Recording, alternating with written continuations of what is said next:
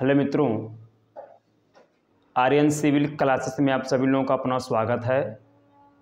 मैं राजाराम सत्यार्थी। आइए हम पढ़ते हैं नगर पालिका परिषद पर। आज अंतिम वीडियो रहेगा। मैं आप लोगों को नगर पालिका परिषद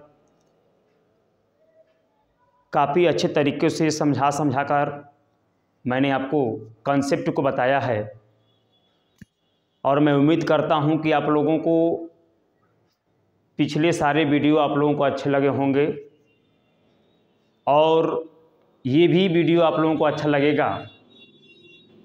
मैं आप लोगों को नगर पालिका से संबंधित जितने भी कॉन्सेप्ट होते हैं मैं आपको बताया था। आज हमको बहुत थोड़ा सा मैटर बच गया था जिस पर आज हम लोग चर्चा कर लेंगे। आज ये समाप्त हो जाएगा। आज हमको ये देखना है कि नगर पालिकाओं की शक्तियां एवं उसके प्राधिकार क्या हैं, जरा इनके बारे में हमको देखना है। तो आइए हम उस पर ज़रा चर्चा करते हैं। नगर पालिकाओं की शक्तियां एवं उनके प्राधिकार। नगर पालिकाओं की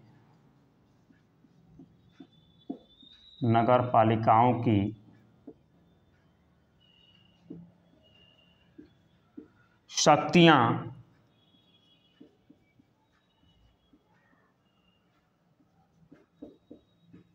एवं प्राधिकार, ये हमको आज देखने हैं, याद देखने होंगे, याद रखेंगे। ये जो स्थानीय स्वशासन हैं, स्थानीय स्वशासन के अंतर्गत जो पंचायती राज है और जो नगर पालिका परिषद है, इनको पावर जो मिलता है राज्य की विधानमंडल से मिलता है। राज्य की विधानमंडल विधि बना करके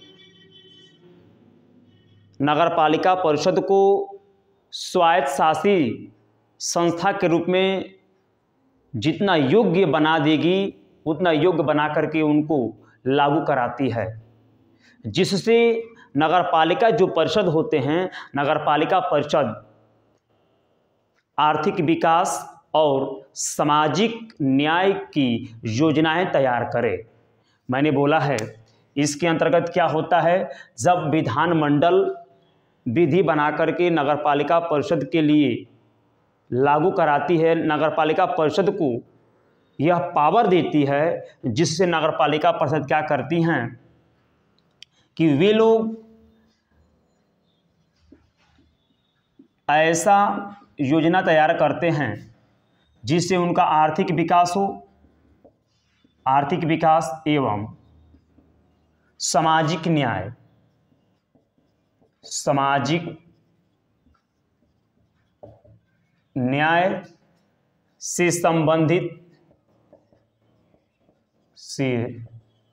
संबंधित योजनाएं तैयार करना, योजनाएं तैयार करना। फिर इसके साथ साथ ये लोग योजनाएं तो तैयार कर दिए, इसके साथ साथ ऐसे कार्यों को करना और ऐसी योजनाओं को क्रियान्वित करना जिन्हें राज्य विधानमंडल सौंपे। जो 12वीं अनुसूची की जो 18 विषय हैं, उन विषयों को जो सौंपेगी, उन विषयों पर ऐसा कानून बनाए नगर पालिका जिससे राज्य के अंतर्गत लोगों को सामाजिक विकास, आर्थिक विकास हो सके।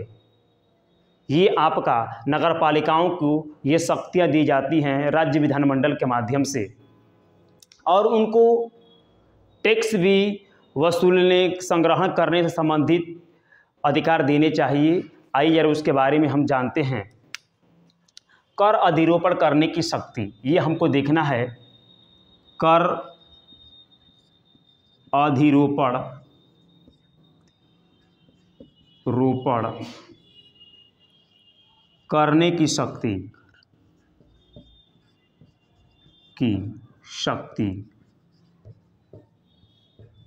देखेंगे। मैं बताऊं आप लोगों को, राज्य विधानमंडल को, नगर पालिकाओं को ऐसा शक्ति देना चाहिए, ऐसी कानून बनाकर शक्ति दे जिससे जो नगर पालिकाएँ जो टैक्स वसूलती हैं, फीस होता है, शुल्क होता है, रोड टैक्स होता है, वो रोड टैक्स वसूलें, उसको संग्रहित करें और उसको विनियोजित कर दें, खर्च करें। इसके साथ साथ राज्य के संचित निधि से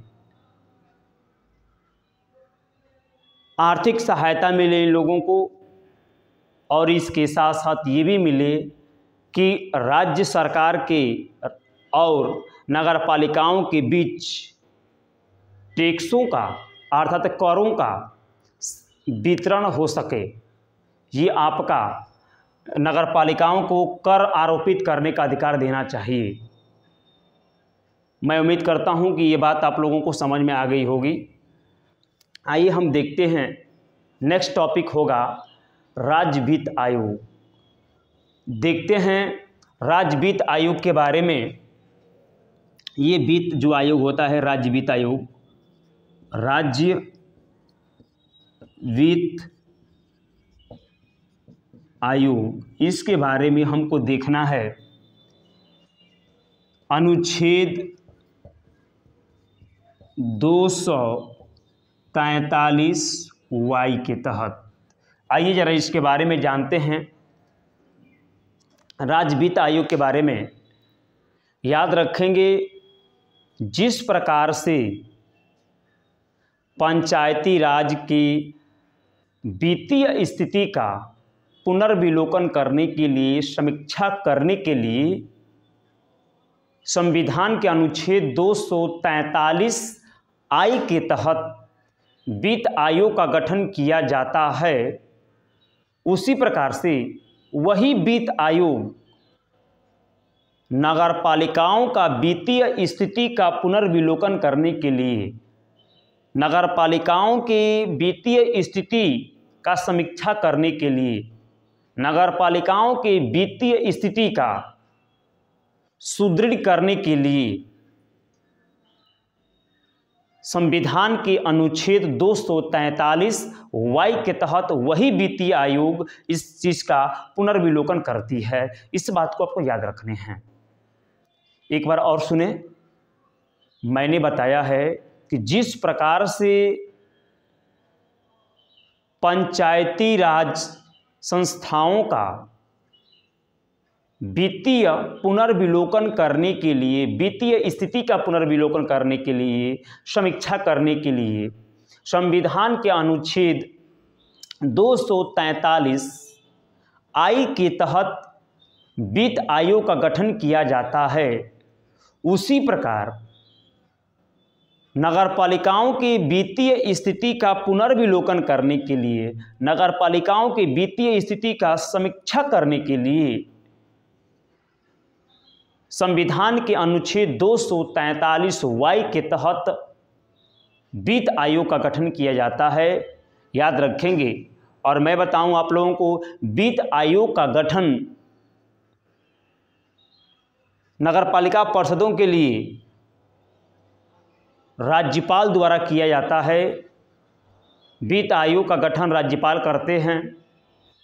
और यह वित्त आयोग का कार्य क्या होता है, तो मैंने बताया है कि वित्त आयोग का कार्य होता है कि नगरपालिकाओं की वित्तीय स्थिति का समीक्षा करना, अर्थात ये जो नगरपालिकाएं कार्य करेंगी, इनको स्वायत्त शासी संस्था के रूप में आर्थिक रूप से विकास कराने के लिए, अर्थात जब ये नगरपालिका परिषद स्वायत्त शासी संस्था के रूप में कार्य करेंगी तो इनके पास वित्तीय स्थिति सही होना चाहिए। इनकी वित्तीय स्थिति सही होगा तो विकास करा सकेंगे। तो इस चीज़ के लिए वित्त आयोग का गठन किया जाता है, जो यह वित्त आयोग राज्यपाल को समय समय पर सिफारिश करते हैं और नगरपालिकाओं की वित्तीय स्थिति का समीक्षा करते हैं। अर्थात क्या कमियां रह गई हैं, नगरपालिकाओं का आर्थिक विकास करने के लिए किस प्रकार का वित्तीय सहायता होना चाहिए, इन सभी चीज़ों का समीक्षा वित्त आयोग करती है। जैसे मैं बताऊं आप लोगों को कि किसी नगरपालिका को या किसी भी नगरपालिका को आर्थिक रूप से विकास करने के लिए, सामाजिक रूप से विकास करने के लिए राज्य सरकार और नगरपालिकाओं के बीच जो टैक्स होता है, उन टैक्सेस का वितरण किया जाए और जो नगरपालिका संस्थाएं होती हैं जो टैक्स वसूलती हैं, फी होता है, शुल्क होता है, जो रोड टैक्स वसूलती हैं, उनको उनके पास संग्रहित करने का अधिकार हो। इसके साथ साथ उन करों को इनको खर्च करने का अधिकार हो। इसके साथ साथ मैं बताऊं आप लोगों को, इनकी वित्तीय स्थिति को और बेहतर बनाने के लिए किस प्रकार का योजना होना चाहिए, उन योजनाओं के लिए राज्यपाल से सिफारिश करना, जिससे नगरपालिकाओं का और अच्छी तरह से सर्वांगीण विकास किया जा सके। ये वित्त आयोग का कर्तव्य होता है। वित्त आयोग का इसलिए गठन किया जाता है। मैं उम्मीद करता हूं कि ये पॉइंट आप लोगों को समझ में आ गया होगा। आइए अब हम देखते हैं राज्य निर्वाचन आयोग। राज्य निर्वाचन आयोग क्या है, जरा इसके भी बारे में हम लोग देख लेते हैं। देखिएगा, मैं बताऊं आप लोगों को कि मैं बार बार बोलता रहता हूं कि जहां भी आप लोगों को दिक्कत समझ में आएगा, आप लोग कमेंट में लिख करके भेजेंगे और मैं उसे पढ़ करके जो भी दिक्कतें आप लोगों को होंगी, उन दिक्कतों को समाधान किया जाएगा। अगर आप लिख करके कमेंट में भेजेंगे नहीं तो हमें क्या पता है कि आपको क्या दिक्कतें हो रही हैं। मैं तो अपने तरफ से पूरी कोशिश करता हूं कि आप लोगों को हर पॉइंट समझ में आए, लेकिन बाय द वे अगर कहीं छूट जाता हो या कहीं आपको दिक्कत समझ में आ रही हो तो आप तुरंत कमेंट करके भेजेंगे और मैं उस कमेंट को पढ़ूंगा और उसके बाद आप लोगों को क्या करूंगा, उसका समाधान निकालूंगा। तो आइए हम देखते हैं राज्य निर्वाचन आयोग के बारे में।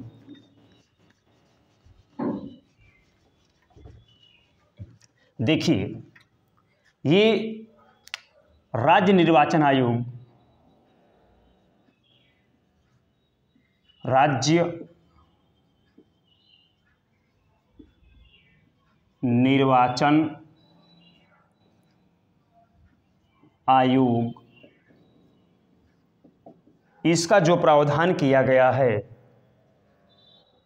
संविधान के अनुच्छेद 243 जेड जी के तहत किया गया है। इसको याद रखने हैं। सबसे पहले तो हम ये जानेंगे, मैं ये देखता रहता हूँ कि बहुत सारे स्टूडेंट्स इसमें गलतियाँ कर बैठते हैं। क्वेश्चन पूछता रहता है कि राष्ट्रपति का, लोकसभा का, उपराष्ट्रपति का, राज्यसभा का चुनाव का नेतृत्व कौन करता है या उनका निर्वाचक नामावली कौन तैयार करता है। तो यहाँ तक तो लड़के सही लगाते हैं कि भारत निर्वाचन आयोग, लेकिन क्वेश्चन पूछता है कि राज्य विधानसभा का या राज्य विधान परिषद का निर्वाचक नामावली तैयार कौन करता है या उनका निर्वाचन का समीक्षा कौन करता है या इनका निर्वाचन का नेतृत्व कौन करता है, तो मैं देखता हूँ बहुत सारे स्टूडेंट्स राज्य निर्वाचन आयोग मार देते हैं। चूँकि ये क्या है, गलत कर बैठते हैं, ये गलत है। याद रखिएगा, लोकसभा हो, राज्यसभा हो, राष्ट्रपति हो, उपराष्ट्रपति हो, विधानसभा हो, विधान परिषद हो, इन सभी का चुनाव का नेतृत्व, इनका निर्वाचक नामावली भारत निर्वाचन आयोग तैयार करती है। तो राज्य निर्वाचन आयोग क्या करती है, तो मैं बताऊं आप लोगों को कि स्थानीय स्वशासन से संबंधित जितनी भी संस्थाएं होती हैं, पंचायती राज हो, नगर पालिका परिषदें हों, उनकी चुनाव से संबंधित अधीक्षण, समीक्षा, निर्वाचक नामावली, नेतृत्व राज्य निर्वाचन आयोग करती है, जो आप ये देख रहे हैं। तो मैंने बताया कि राज्य निर्वाचन आयोग का जो उल्लेख है संविधान के अनुच्छेद 243(ज)(जी) के तहत है। याद रखिएगा, हम लोग पंचायती राज जब पढ़े थे तो हम लोगों ने जाना था कि पंचायती राज के चुनावों का नेतृत्व, पंचायती राज से संबंधित जो निर्वाचक नामावली था, वह निर्वाचक नामावली तैयार कराने के जो कार्य करती है संस्था राज्य निर्वाचन आयोग करती है। अर्थात पंचायती राज संस्थाओं का नेतृत्व करने के लिए निर्वाचन आयोग का गठन किया जाता है। और निर्वाचन आयोग का गठन पंचायती राज के लिए मैं बताया था आप लोगों को, संविधान का अनुच्छेद 243 के तहत किया जाता है। लेकिन वही निर्वाचन आयोग है, राज्य निर्वाचन आयोग वही है जो पंचायती राज का नेतृत्व करती है। बस थोड़ा अंतर होता है, आर्टिकल का, अनुच्छेद का होता है। जो निर्वाचन आयोग पंचायती राज संस्थाओं का नेतृत्व करती है, अधीक्षण करती है, वही पंचायती राज संविधान के अनुच्छेद 243(ज)(जी) के तहत नगर पालिकाओं का करती है, निर्वाचक नामावली तैयार करती है, चुनाव का नेतृत्व करती है। जो भी समस्याएं होती हैं चुनाव से संबंधित, ये निर्वाचन आयोग ही तय करता है, निर्वाचन आयोग ही समस्या का समाधान निकालता है। और इस निर्वाचन आयोग का जो निर्णय होता है, इसका निर्णय अंतिम होता है। इस बात को याद रखिएगा। जैसे में और एक और बात याद रखेंगे कि निर्वाचन आयोग जो भी फैसला सुनाती है उसका निर्णय अंतिम होता है। इसके निर्णय पर कोर्ट का हस्तक्षेप निर्बंधन है। इस बात का जो वर्णन किया गया है संविधान के अनुच्छेद 243(ज)(जी) के तहत किया गया है। याद रखेंगे, ये जी नहीं है, सॉरी, ये आपका ए है, ये आपका ए है। अब (ज)(जी) क्या है जरा देख लेते हैं। ये मैंने बताया आपको, ये आपका (ज)(जी) 243, ये आपका अनुच्छेद 243(ज)(जी) के तहत यह प्रावधान किया गया है कि निर्वाचन आयोग जो भी फैसला सुनाता है उसका निर्णय अंतिम होगा। उसके फैसले पर कोर्ट किसी भी प्रकार का इंटरफेयर नहीं करेगा, किसी प्रकार का हस्तक्षेप नहीं करेगा। यह उल्लेख संविधान का अनुच्छेद 243(ज)(जी) के तहत है और ये आपका निर्वाचन आयोग है। जिस प्रकार से मैं बताऊं कि राष्ट्रपति के चुनाव हों या उपराष्ट्रपति के चुनाव हों, लोकसभा के चुनाव हों, राज्यसभा के चुनाव हों, उनके चुनावों में जो भी समस्या होता है, जो भी दिक्कतें आती हैं, तो सुप्रीम कोर्ट संविधान का अनुच्छेद 71 के तहत अपना फैसला सुनाती है और सुप्रीम कोर्ट का निर्णय अंतिम होता है। इसका मतलब राष्ट्रपति, उपराष्ट्रपति, लोकसभा, राज्यसभा के चुनाव में कोर्ट का इंटरफेयर होता है, बट स्थानीय स्वशासन के अंतर्गत जो संस्थाएं कार्य करती हैं, पंचायती राज हो या नगर पालिका परिषद हो, इनके चुनाव से संबंधित अगर किसी प्रकार का समस्या होता है तो उनके समस्या पर समाधान राज्य निर्वाचन आयोग निकालती है, फैसला सुनाती है, और उसका फैसला क्या होता है, अंतिम होता है। बस राज्य विधानमंडल विधि बनाती है, क्रियान्वित करती है, और इसके चुनाव में कोर्ट किसी भी प्रकार का हस्तक्षेप नहीं करता है। बस यही अंतर है। ये रहा आपका राज्य निर्वाचन आयोग और इसका कार्य। और आप लोग याद रखिएगा, राज्य निर्वाचन आयोग का गठन राज्यपाल करते हैं और राज्य निर्वाचन आयोग ये अपनी सिफारिश करती है। मैं उम्मीद करता हूँ आप लोगों को समझ में आ गया होगा। अगर थोड़ा सा भी अगर दिक्कत हो रहा हो आप लोगों को समझने में, तो आप लोग कमेंट कर ज़रूर बताएंगे।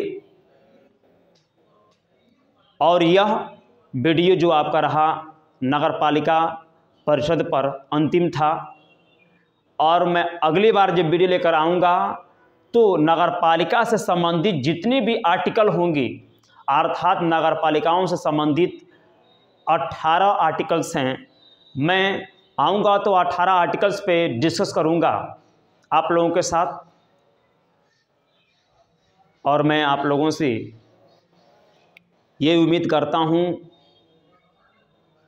कि आप लोग इस वीडियो को लाइक और सब्सक्राइब ज़रूर करेंगे और अपने दोस्तों के बीच में इसको ज़रूर शेयर करेंगे। धन्यवाद।